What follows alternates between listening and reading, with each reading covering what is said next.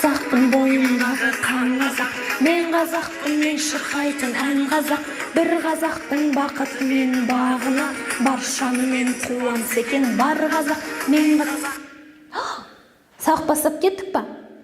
Жақсы, сабақты онда бастаймыз. Менің музыка тыңдап бастағаным да ол пайдалы. Осында бір ақпаратты бөлсе кетейін. Мен әрбір сабақтарымды түсіретін кезде міндетті түрде музыка қойып, билеп, кішкене өзіме энергия жинап аламын. Музыка деген негізі ол көңіл күйді көтереді. Қай кезде біздің көңіл күйіміз күшті, сол кезде бүкіл ақпараттарды қабылдай бастаймыз. Түсінікті болды ма? Бүгінгі екінші сабағымыз мүлде ерекше басталды деп ойлаймын. Сендердің көңіл күйлеріңді көтеру үшін мынандай қуандық рахым, мен өзім өте қатты тыңдаймын. Мен қазақпын. Күнделікті тыңдаған кезде босқа тыңдап емес, миымыздың ішіне, санамызға сіңіріп, мен қазақпын деп музыка тыңдап, көңіл күйімізді көтеріп жүруіміз керек. Жақсы. Бірінші күнгі сабақтан кейін келіп жатқан видеолар өте көп. Кейбір балалар ұялып жекеме жіберіп жатыр. Мен айттым ғой, ешкімнен ұялып керек емес. Біз барлығымыз бір-бірімізге бауырымыз. Бауырлар бір-бірін әрқашан демеп отырады. Қателіктер болса, оны жасап отырады. Нейрогимнастикаға әркімнің қолы, енді кейбір балалардікі келіп қалып жатыр екен, өте күшті. Ол деген екі ми бөлігін бірдей жұмыс жасатып жүр деген сөз. Ал енді біз бүгін екінші сабақта фокус, көргенде таң қалатын техникаларды көрсетем. Бүгінгі екінші сабағымызда біз артикуляциямен жұмыс істейміз. Яғни артикуляция дегеніміз ол біздің дауыс. Қазір мен сөйлеп тұрмын, менің артикуляциялық аппараттарым жұмыс істеп жатыр. Тамақ, кеңірдек, мұрын, тіл, тіс деген сияқты. Негізі жылдам оқуда дауыстап оқылмайды. Жылдам оқитын адамдар ішінен оқиды. Бірақ жылдам оқуға дейінгі оқу техникасы деген курста біз артикуляцияны дамытуымыз керек.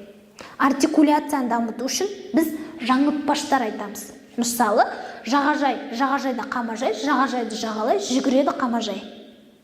Ештеңе түсінбедіңдер, мен де сондай болған. Бірақ мен мына жаңылтпашты бір 2 секундтың ішінде жаттап алдым. Себебі мен фотографиялық есте сақтау деген, мнемотехника деген тәсілдерді білем. Осы тәсілдермен қазір сендермен бөлісетін болам. Мысал қараңдар, күн деген жазу тұр, немесе күннің суреті тұр. Қайсысы бізге қабылдауға жеңіл? Әрине күннің суреті. Есте сақтаудың өзі 4 түрлі болып бөлінеді. Фотографиялық есте сақтау, яғни көзіміз арқылы. Дауыс арқылы есте сақтау. Кейбіреулер дауыс арқылы есте сақтайды. Анан дауысы андай деген сияқты. Үшіншісі моторлы есте сақтау. Моторлы дегеніміз қимылдарға байланысты. Менің бір группаласым бар. Апай былай қимылдаған кезде ол мынандай ақпараттарды айтқан. Адамдардың іс-әрекетіне байланысты есте сақтау. Төртіншісі ең күшті тәсіл, ол оқиғалар құрай отырып есте сақтау. Неше түрлі оқиғалар болады. Оны сендер ассоциация, Айнұр немесе ассоциация мегажат деп ютубқа жасаңдар, шығу керек. Неше түрлі қызық оқиғалар. Оқиға дегенде қалай? Мысалы, бір қолымда телефон болсын, екінші қолымда бақа болсын. Бақаны елестетейік. Бақа қандай? Жасыл. Біз кез келген сөзі, кез келген затты естіген кезде оны елестетуіміз керек. Оған образ жасауымыз керек. Мысалы, бақа.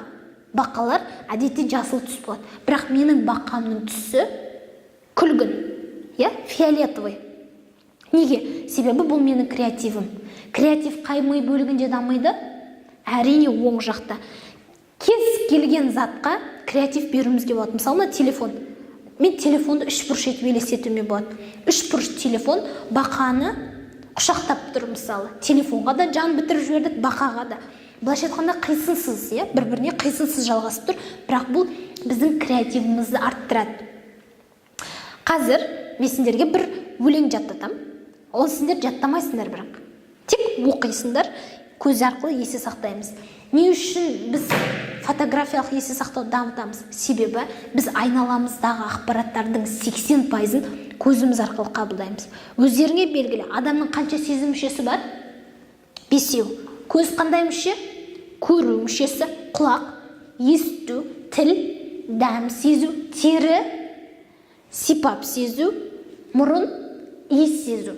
Керемет, мамамыз тамақ жасаған кезде деп ақпаратты, ана тамақтың иісін біз мұрнымыз арқылы кіргізіп, миымызға ақпарат бердік. Өте күшті тамақ деген сияқты. Немесе терімен сипап сездік. Кейбіреулердің денесі жаман жиіркенішті болды. Соны ұстап қалған кезде, денең тітіркенді, қолыңдағы нервтар арқылы ол миға барды, сигнал берді. Мынау жаман жиіркенішті деген. Сонда біз жиіркенеміз.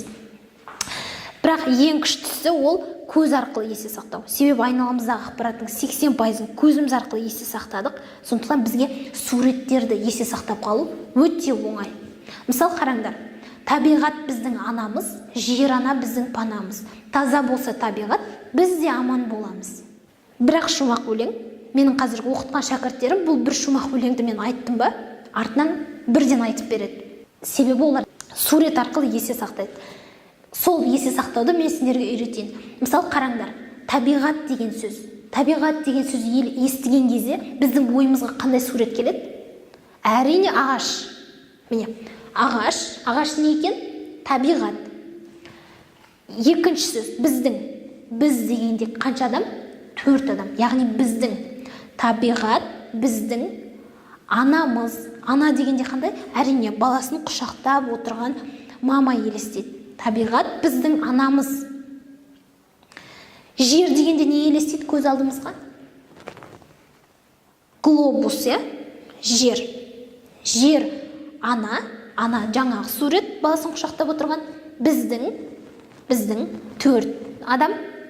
Панамыз. Пана деген қандай? Әрине ол баспана, үй. Бір айтып көрейік сурет бойынша. Мынау қандай сурет? Табиғат біздің кіміміз? Анамыз. Жер, ана, біздің панамыз. Күшті. Уже жаттап алдыңдар. Таза болса, таза дегенде енді біз ТБ деп әрбітпеуге болады. Таза болса. Ағаш қандай? Табиғат. Біз де аман боламыз. Жаттап алдық па? Суреттерді рет-ретімен айтып, енді қазір экранға суреттер шығарамын. Сол суреттер арқылы өлеңді айтамыз. Ағаш, табиғат, біздің анамыз. Жер ана, біздің панамыз. Таза болса табиғат, біз де аман боламыз. Көрдіңдер ма? Өте оңай. Енді менімен бірге елесіп айтайық. Енді сурет қазір экранға шықпайды, тек көз алдымызға елестетеміз. Ағаштың суретін, жаңағы баспананың суреті сендердің көз алдарында қалды. Енді соны айтып көреміз. Кеттік. Табиғат біздің анамыз. Жер ана біздің панамыз. Таза болса табиғат, біз де аман боламыз. Супер! Көрдіңдер ма? Бұл есте сақтаудың ең күшті тәсілі. Қазір сендер осындай бір шумақтарды алып, өздеріне сурет жасаңдар. Сурет арқылы, кез келген сөзді суреттеу арқылы сендер оны айтып бере алатын боласыңдар. Жақсы, енді олай болса жаңылтпаш жаттап көрейік. Жаңылтпаш жаттауға көп балалар, жаңылтпаш па деп қиналып жатады. Бірақ ол өте оңай. Жаңағыдай суреттеу арқылы. Мынау қандай сурет? Жағажайдың фотосы, өзіміз білетін жазда кәдімгідей рахаттан демалып, шомылып, күшті тамақтар жейтін жағажай. Жағажай. Жағажайда кім? Қамажай.